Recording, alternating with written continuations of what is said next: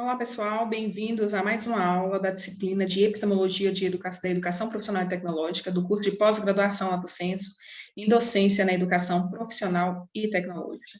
Nós estamos aqui na unidade 2, essa é a nossa primeira aula, e ela vem com o objetivo de refletir, a unidade em si, ela vem com o objetivo de refletir sobre a história da educação profissional e tecnológica no Brasil.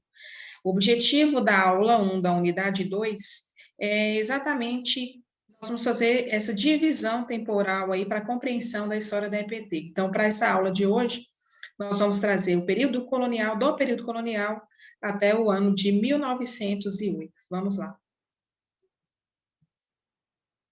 Vou só compartilhar a tela cheia aqui, para ficar mais fácil a visualização de vocês. Como eu falei, nós vamos tratar aí hoje do período colonial até 1909.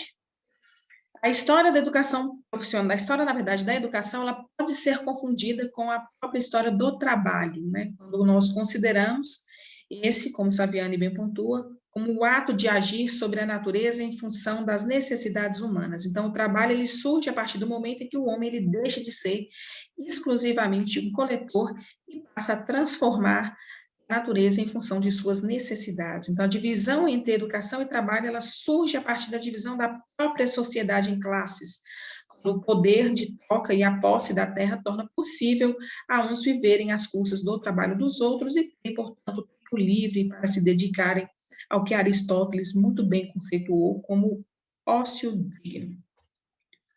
Nós sabemos aí que essa história da divisão de classes, ela é histórica, né?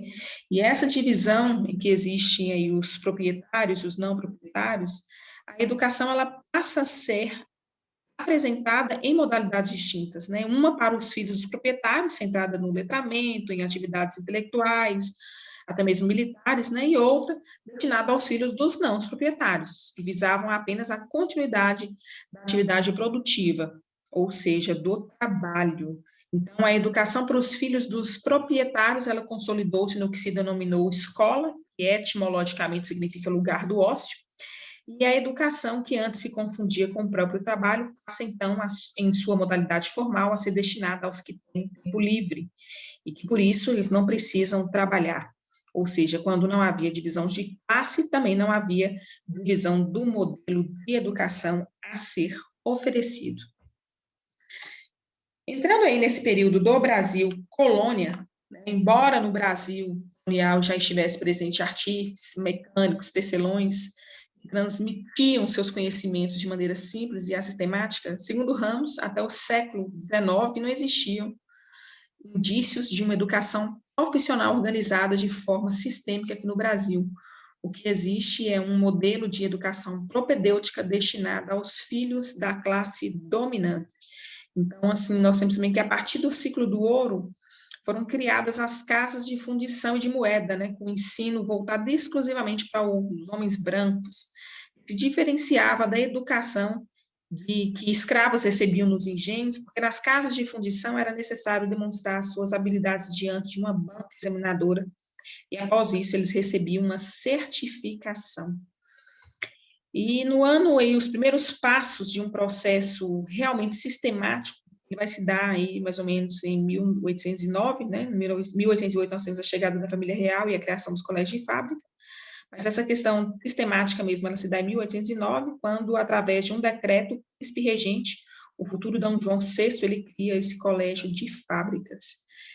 E ele considerado, né, como o primeiro estabelecimento instalado pelo poder público com o objetivo de atender a educação dos artistas e aprendizes vindos de Portugal. Aqui nós temos alguns eventos importantes. Esse ato aí, ele vinha na sequência, né, do Alvará Joanino, 1º de abril de 1808, que vai permitir o livre estabelecimento de fábricas e manufaturas no Brasil, e que derrogava a proibição de existência de fábricas, né, em 1875. Então, tudo isso encontra suas explicações com o deslocamento da sede do reino para o Rio de Janeiro, as relações comerciais com a Inglaterra em processo de industrialização. Então, a essa medida se somariam outras, como a criação aí de uma companhia de artífices no Arsenal Real do Exército, instituição do aprendizado da impressão em 1811 e a Carta Régia de 1812, que mandava formar uma escola de serralheiros oficiais de Lima e espingardeiros para se ocuparem de preparar fechos de armas, né? Ainda há de considerar também a vinda da missão francesa em 1816 e a criação do Seminário dos Órfãos da Bahia, no ano de 1819. Já após a independência, né, em 1826, surge a primeira lei sobre o ensino de ofícios no Brasil, e em 1832 é instituída, através de um decreto imperial, o ensino de ofícios nos arsenais da Marinha e da Guerra.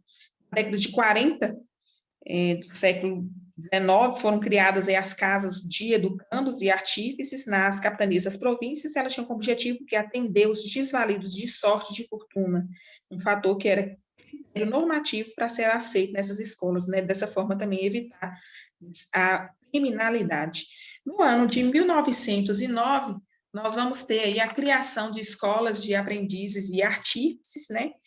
Em setembro, o presidente Nilo Peçanha, ele assina o decreto 7.566, que cria 19 escolas mantidas pela União em vários estados. O objetivo de quê? De formar operários, artífices e contramestres através de ensino prático e de conhecimentos técnicos, né? E essas escolas, elas tinham um caráter também assistencialista, porque elas se destinavam aos pobres e humildes, porém, com um olhar econômico, elas visavam atender os crescentes processos de desenvolvimento industrial e de urbanização. Pessoal, nós daremos uma pausa e na nossa próxima aula nós voltaremos aí com o período de industrialização, manifestos pioneiros de escola nova, e assim nós seguiremos na compreensão da história da educação profissional e tecnológica.